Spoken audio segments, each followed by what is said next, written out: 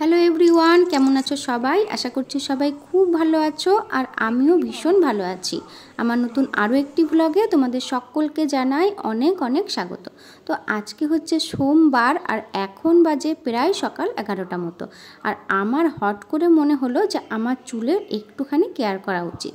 আর কেন বলো তো এরকম মনে হলো? যেহেতু এখন আমি বাপের বাড়িতে আছি, আর বাপের বাড়িতে থাকা মানেই কোনো কাজকর্ম সেরকম একটা থাকে না, তাই মাথাতে অনেক কিছুই আসতে থাকে। তো তার জন্য তাড়াহুড়ো করে বোনকে বললাম মাথাতে একটুখানি তেল লাগিয়ে দিতে। আর এখানে এসে বাড়িতে ছিল অনেকগুলো অ্যালোভেরা গাছ। তো চলো আগে একটা অ্যালোভেরা তুলে নিই। আর তোমরা তো খুব ভালো মতোই জানো যে অ্যালোভেরা কিন্তু আমাদের চুলের জন্য আর আমাদের স্কিনের জন্য প্রচণ্ড প্রচণ্ড উপকারী।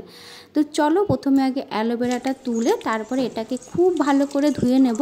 আর হ্যাঁ, অ্যালোভেরা কিন্তু একদম সঙ্গে সঙ্গে ইউজ করতে নেই, তাহলে কিন্তু স্ক্যাল্পে চুলকানি বা চুলকোতে পারে বা অনেক সময় জ্বালাও হয়। তার জন্য এটাকে খুব ভালো করে ধুয়ে নিতে হবে। যে এর মধ্যে যে একটা হলুদ হলুদ থাকে না একটা পদার্থ, সেটাকে খুব ভালো করে ধুয়ে নিতে হবে। তারপরে কিছুক্ষণ রেখে দেব, তারপরে হচ্ছে অ্যালোভেরাটা আমরা ইউজ করব। আর আমি কি নিয়ে নিয়েছি দেখো, টক দই নিয়ে নিয়েছি, আর নিয়ে নিয়েছি ডিম, আর নিয়ে নিয়েছি একটা কলা আর অ্যালোভেরা। আর সকালবেলায় আমি বোনকে যেই তেলটা বলেছিলাম মাথায় দিয়ে দিতে, সেটা হচ্ছে কিন্তু এই তেলটা। আর এই তেলটা কিন্তু আমি বাড়িতেই বানিয়েছি। তো তোমরা যদি কেউ বলো যে এই তেলটা আমি কিভাবে বানিয়েছি, তোমরা অবশ্যই কমেন্ট করে জানিও, তাহলে আমি বলবো যে আমি এই তেলটা কি দিয়ে বানিয়েছি। আর হ্যাঁ, এই তেলটা কিন্তু ভীষণ ভীষণ উপকার দিয়েছে আমার চুলে।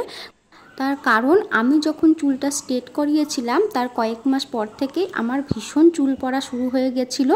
আর তারপরে আমাকে একজন বলেছিল যে এরকমভাবে তেল বানিয়ে সেটা ইউজ করতে। আর তারপর থেকে আমি কিন্তু এই বানানো তেলটাই ইউজ করি, আর তাতে করে কিন্তু আমি খুবই উপকৃত হয়েছি। তো তোমরা যদি কেউ চাও, তোমরাও কিন্তু এই তেলটা বাড়িতে বানিয়ে ইউজ করতে পারে। তো যাই হোক, আমি এখন সমস্ত জিনিসগুলোকে, ডিম, কলা, তারপরে অ্যালোভেরার জেলটা আমি খুব ভালো করে বার করে নিয়েছি। এবার এটাকে খুব ভালো করে একটা মিহি পেস্ট বানিয়ে নেব, যাতে একটুও কলার দানা দানা ভাব না থাকে। তো যাই হোক, আমি একটা খুব ভালো করে পেস্টটা বানিয়ে নিয়েছি।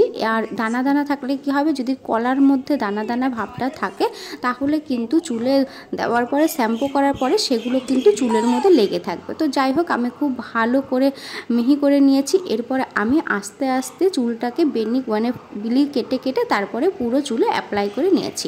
তো এটাকে আমি অন্তত 1 ঘন্টা মতো রাখবো, তারপরে 1 ঘন্টা পর আমি নর্মাল জল দিয়ে শ্যাম্পু করে নেব।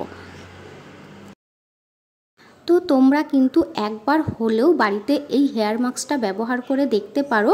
তো ফলাফলটা তোমরা নিজেরাই বুঝতে পারবে যে চুলটা কতটা সফট আর কতটা সিল্কি হয়ে গেছে। আর হ্যাঁ, যাদের চুলে প্রচণ্ড খুশকির সমস্যা থাকে 12 মাস, তারা কিন্তু এই হেয়ার মাস্কটা সপ্তাহে অন্তত 2 বার ইউজ করে দেখো, তাহলে কোনো খুশকি বা কিছু থাকবে না।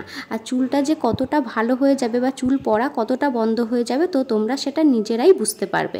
তো যাই হোক, আজকের ব্লগটা যদি তোমাদের ভালো লেগে থাকে তাহলে প্লিজ একটা লাইক করে দিও, আর শেয়ার করতে ভুলে যেও না। আর এই রকম ভিডিও যদি তোমরা আরও দেখতে চাও তাহলে প্লিজ আমার চ্যানেলটিকে সাবস্ক্রাইব করে আমার পাশে থাকতে পারো।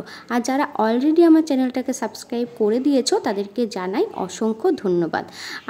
আর দেখো, আমি সিথি কেটে দেখাচ্ছি যে আমার চুলে কিন্তু কোনো খুশকি নেই। এর আগে কিন্তু আমার প্রচণ্ড খুশকির সমস্যা ছিল। তো এই হেয়ার মাস্কটা আমি ব্যবহার করার পরে এখন আমার সমস্যা অনেকটাই কমে গেছে। আর দাঁড়াও, তোমাদের পুরো চুলটা দেখাচ্ছি যে আমার পুরো চুলটা কতটা গ্লোসি হয়ে গেছে আর কতটা সিল্কি সিল্কি একটা ভাব হয়ে গেছে। আর আমি কিন্তু কোনো কন্ডিশনার ইউজ করিনি বা সিরামও ইউজ করিনি। তো যাই হোক, আজকের মতো ব্লগটা আমি এখানেই শেষ করলাম।